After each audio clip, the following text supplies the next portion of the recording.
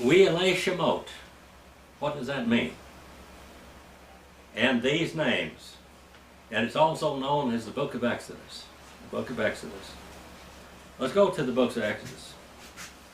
Now in the Old Testament, the books, when they start in the Old Testament, the first few words or words that are written are the name of the book. In the book of Genesis, it calls Genesis, that's a Greek word, but in Hebrew it's Bereshith. And the book of Genesis in Hebrew is called Bereshith. And in the book of Exodus it says, we elay Shemot. That's how this starts out. And these names. Now, translated into English from the American Standard, New American Standard, it says, now these are the names. That's how this book starts. Of the sons of Israel who came into Egypt with Jacob, and they came one with their households. Reuben, Simeon, Levi, Judah, Issachar, Zebulun, Benjamin, Dan, Naphtali, Gad, Asher. And all of these persons who came from the loins of Jacob were 70 in number, but Joseph was already in Egypt. And Joseph died, and all his brothers, and all that generation. Now, let me go back and give you some history of this. Right here, it doesn't tell you a lot of things. By grace we are saved. By grace we are kept. By grace we are protected. And yet you read so many times, I'm reading Eusebius' history. And I'm over halfway through the book. I've read every word in it, marked it all up, and all of that. But we're in a place right now where the Roman government was killing Christians. I could run in there and grab it and read it to you, but I'll just tell you some of the things it said. There were some high royal servants that became Christians. And they had a lot of privileges. Privileges. These were servants in royal households. A lot of times they didn't have to pay any taxes. They got free food. They were protected. They had the best housing. But when they became Christians, they'd have to, every year they had to go and they had to offer incense to Caesar and to the gods of Rome. And once they became Christians, they wouldn't do that. Now, we talked about in 250 AD, Cornelius and Novatian and the Church of Rome, where Novatian, or Novatus was his name, that he would not want to take any of the Christians back into the churches because they would sacrifice, and then they would tell them, you're a member of this body, and they make them tell them who the pastor was, who the deacons were, who the elders were, everything else in this church, and the people would die. And so if they went back to church after they had committed this crime against their own church, they demanded that they openly be baptized again, so they would be their neck would be in the noose, or their head underneath the hatchet. Cornelius said no, and Novatus said yes, that they had to be baptized again. There's a lot of controversy over that in the book of Eusebius also. Eusebius defends Cornelius instead of a Novatus. But they did all kinds of things to them. They would take women and they'd strip them off naked. And women were very modest in those days. You know, they were modest. They covered themselves. They had their faces covered. They had veils and all of this. And they would take a woman and strip her off and then pull her up in a public square by one leg and let her hang there until she died. By one leg. They would take them and hang them by the thumbs. They would take them and take trees and pull the tree branches together. They would cinch the tree branches together with like a come-along that we have today, and they would tie people's arms and legs to the branches, and then they would cut the rope and it would just pull them apart. They'd take them and tie them to 4 donkeys or 4 horses, or 4 camels. Now Muhammad did this also. They tie them in 4 directions. That's what we call drawn and quartered. They would burn them severely, or beat them severely, and then pour salt and vinegar on them wounds. They would starve them. They would starve them almost to death and then give them something to eat. They'd crucify them on a cross, some upside down, and they would starve to death. Instead of dying from the wounds, they would starve to death on the cross many times. Some of them were on the cross a week to 2 weeks, starving to death. They'd give them wine and opium to kill the pain and to make them live longer.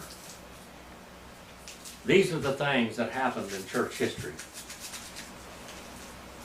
There was one city in the Roman Empire that the rulers, the magistrates, everybody in that city were Christians.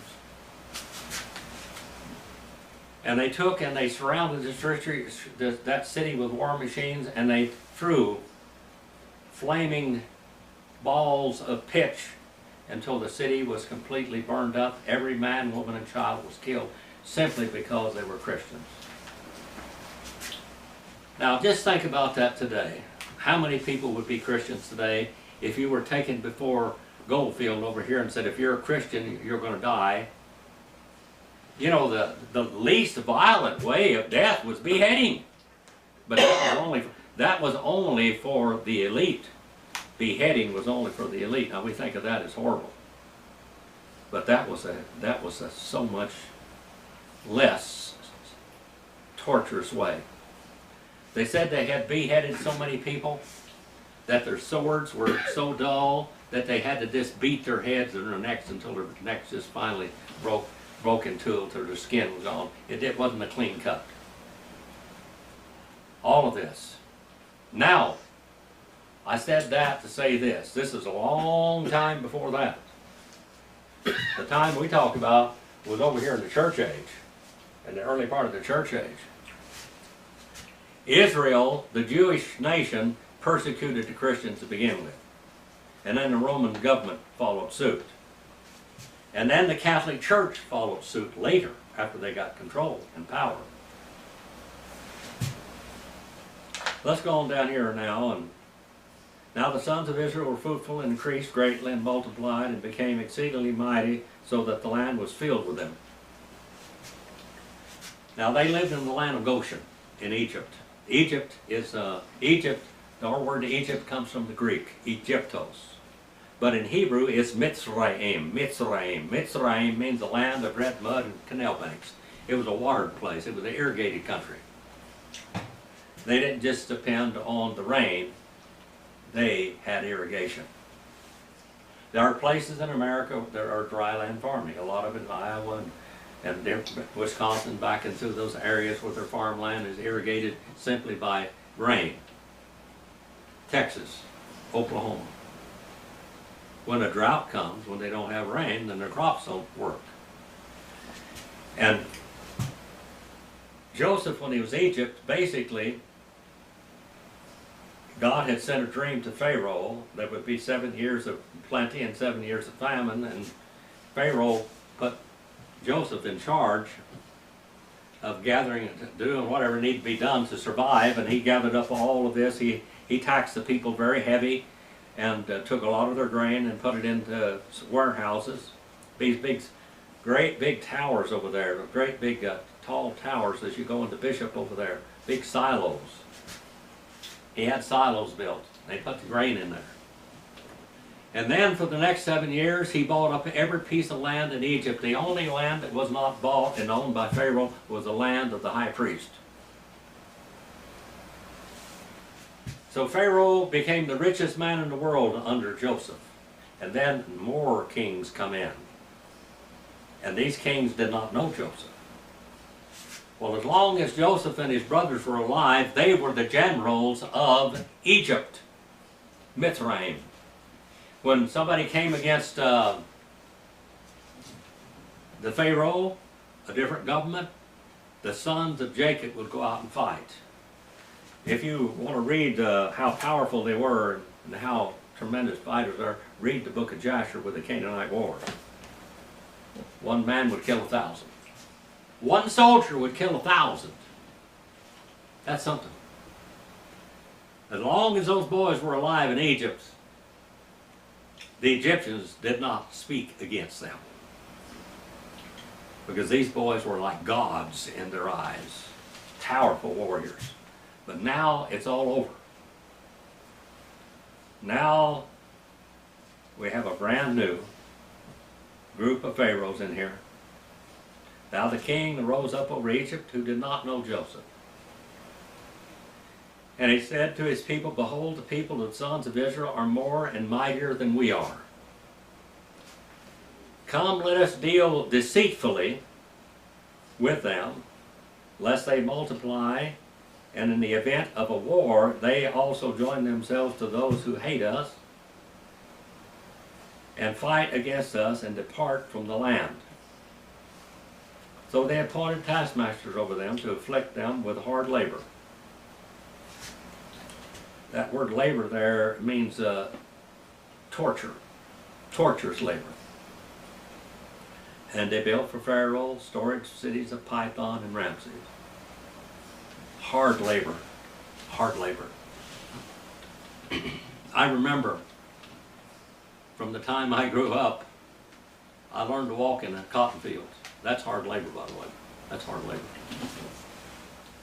Back in those days, now you go down in the San Joaquin Valley and they've got shades and they've got restrooms and they've got fountains there for them to drink out of, portable fountains and all this, wash their faces. They can sit underneath the shade, they take breaks.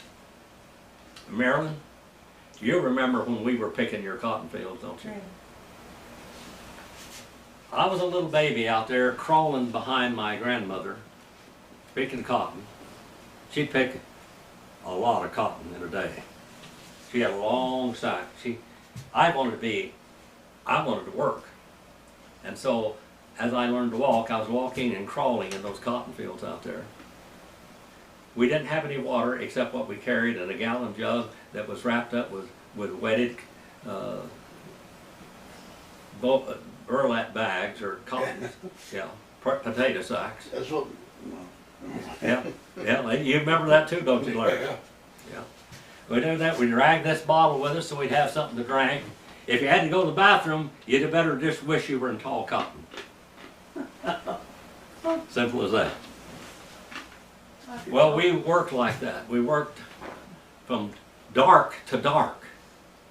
Then we went home, and my grandmother, we had a little old stove, and she had to start the fire in that stove. We had beans, and we had to take those beans that were already boiled and fermenting in the pot.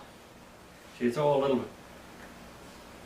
little bit of baking soda in there, and look at her watch. She had a little old cheap Timex watch or something. And she would let those beans had to boil for 15 to 20 minutes before we could eat them. And put them on the plate and they would just blister your lips. But if we could, sometimes we had potatoes. And sometimes we had onions. And we'd take an onion, big old onion, slice it up, put it on the plate, and then pour those hot beans over the top of it. And I'd let them cool off. And the last little beans that I had on my plate, I'd put sugar on them. That was dessert. It's hard labor. Then I grew up, and I worked in raking yards, loading iron when I was too young to do it, but I did it. Then I worked in the oil fields, and the oil fields were dangerous. This is the kind of labor, dangerous labor. If you watch the movie Exodus with Cecil B. DeMille, you'll see a little bit of what it was, but the tribe of Levi weren't out there doing that. They were goldsmiths and silversmiths, so the Levites weren't there. So they dealt with them wisely, deceitfully, and they appointed taskmasters over them to afflict them with hard labor. Marilyn, do you remember when some of those farmers out there that would be riding these horses with a black snake on them? Yeah. You remember that? I don't remember it, but I remember my dad your dad talking about it. Yeah, talking about it. This is hard. You know, He didn't think much of them. yeah, that's the way, the hard labor. Well, you may as well done out in oil fields too, because you're risking your life every moment you were out there, working in terrible conditions. My grandmother, when she was out there working in the cotton fields, or picking potatoes, or picking peas, they did all this. They did everything by hand. She was out there. I remember the last time I picked cotton, it was 6 cents a pound. 100 pounds of cotton was $6. That's what that was. You had to work hard to get 100 pounds of cotton. My grandmother would pick 300 and 400 and 500 pounds of cotton a day. Her hands would just be bleeding. She'd have her fingers all taped up. Remember when they taped their fingers up picking cotton? This is history, people. This is history. Ancient history, so-called. She'd be singing when the roll is called up yonder. A little cabin in the corner of Glory Ranch, she'd be singing all these songs out there, and everybody starts singing with her. They sang themselves out of those cotton fields into glory. Had to think about something else. They had nothing like the spoiled people in the fields today. It's nothing like that today. Well, they afflicted them. But the more they afflicted them, the more they multiplied. The more they spread out or grew, they were in dread or became in dread of the sons of Israel. And the Egyptians compelled the sons of Israel to labor rigorously.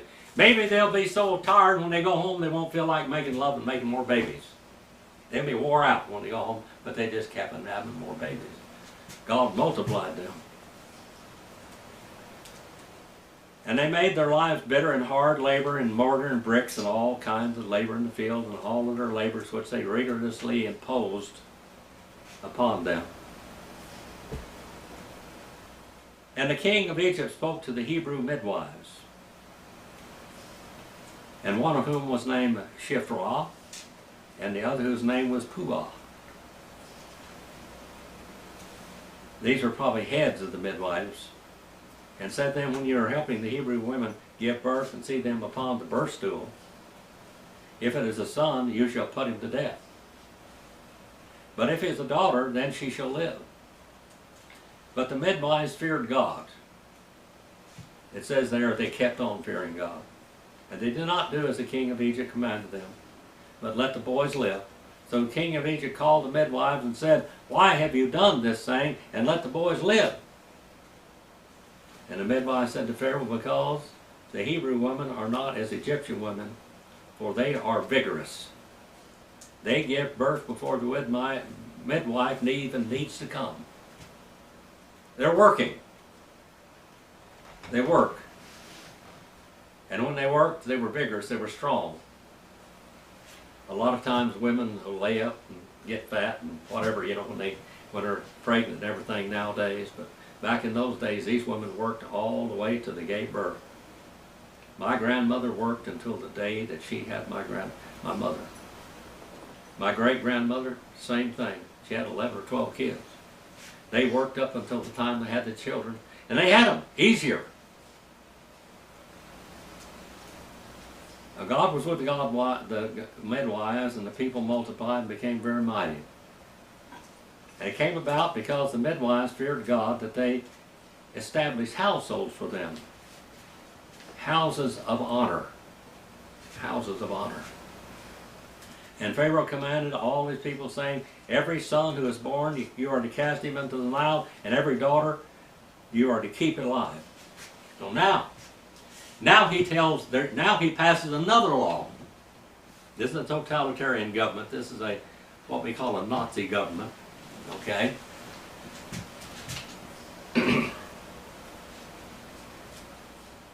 And now he tells them, you have to kill your own children or die. You have to kill your children or die. Now a man from the house of Levi went and married a daughter of Levi. Now, this woman, here we have Moses' father and Moses' mother. And the woman is 128 years old when he marries her. She's his great aunt. But she's still pretty. She's still a woman that can bring forth children. And the woman conceived. She caught seed is what it says in Hebrew, and she saw that he was beautiful, and she hid him for 3 months. But when she could hide him no longer, she got him a wicker basket and covered it with all types of pitch waterproofing material. And then she put the child in it and set it among the reeds on the bank of the Nile. Now, the idea was you have to expose your children. You have to throw them into the Nile, and there's crocodiles and there's fish that could eat them, and they would drown and they would be eaten. But now, the problem is the name Moshe. Moshe is Moses, okay? What does Moshe mean? To draw out. The primary meaning of it. That's the secondary meaning. The meaning of it is to abandon. It means to abandon. They abandoned Moses. But Pharaoh's daughter rescued him and drew him out. That's a double meaning. It means to abandon, but also means to rescue. And so he was abandoned, he was rescued. And then she put the child into it and set it among the reeds of the bank. Now she abandoned him, didn't she? Did she abandon him or not? She did. She put him down there, sent him down the river. And his sister stood at the distance. Now he has a sister and a brother that's older than him.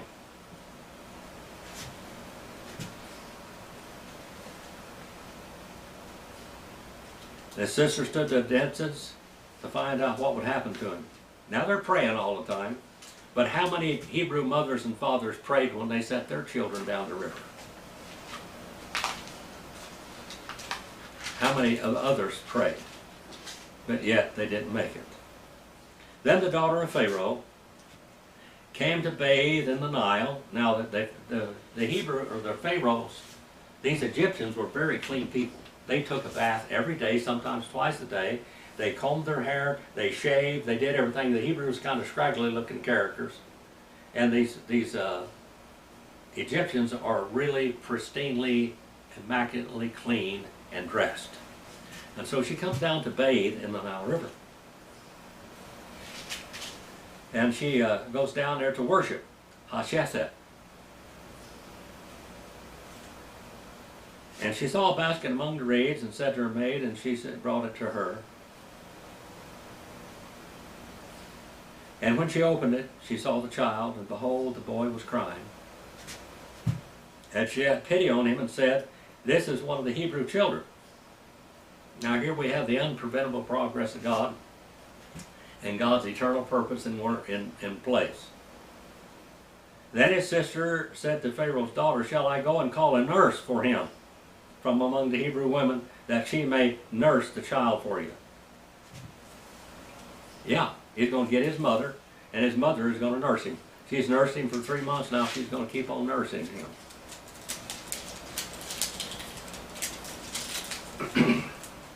And Pharaoh's daughter said to her, "Go ahead." So the girl went and called the child's mother. And the Pharaoh daughter said to her, "Take this child away and nurse him for me, and I will give you wages." So that the Lord took the child and nursed him. Just think about this for a while now. This is, God has a sense of humor. God has a sense of humor. He had a sense of humor when he made the porcupine, didn't he? He had a sense of humor when he made the skunk. He had a sense of humor right here when Pharaoh orders the child to be exposed and to killed. Then God is going to make Pharaoh pay for the raising of this child. And this child is going to be the Messiah, the rescuer, not the Hamashiach, but a Messiah that will rescue Israel out of Egypt. He's going to draw Israel out of Egypt. Egypt now has been abandoned, but now God is going to send a rescuer, a savior, one that will lead his people out. Take this child. And the child grew, and she brought it to Pharaoh's daughter, and he became his son, and she named Moses. She called him rescued. Rescued. She called him delivered, to draw out, because I drew him out of the water. Now it came about in those days that Moses had grown up, and he went into to his brother. Now in the movie of the Exodus with Cecil B. DeMille, it makes believe like Moses didn't know his mother and father, but he did. They raised him. He was raised in his household, and Pharaoh paid for the raising of Moses, the one that was rescued.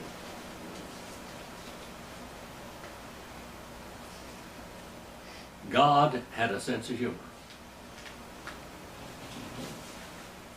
Now, called him Moses, Moshe. Now it came about in those days when Moses had grown up. Then he went out to his brethren and looked on their hard labor. And he saw an Egyptian beating a Hebrew, one of his brethren. He knew who they were.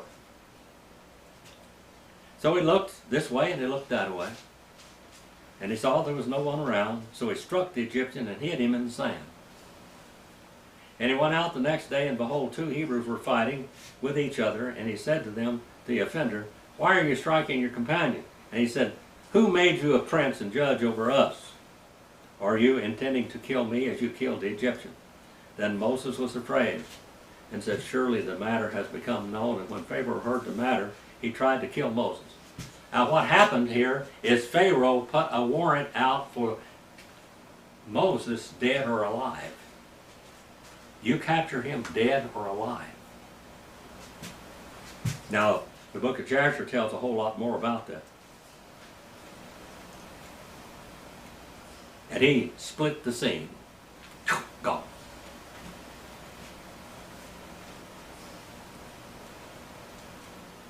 Pharaoh heard about it, and he tried to kill Moses. But Moses fled from the presence of Pharaoh and settled in the land of Midian, and he sat down by a well. By the providence of God, God's eternal purpose, his unpreventable progress. Now the priest of Midian had 7 daughters, and they came out to draw water. Now, how many times did men meet women at the well in the Bible? That's kind of like going to the bars today, you know.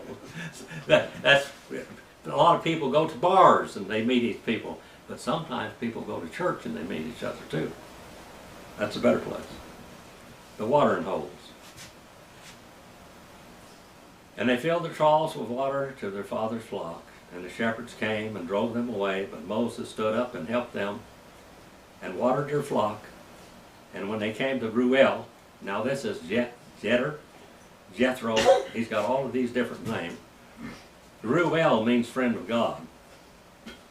Their father, and you have come back so soon and early today.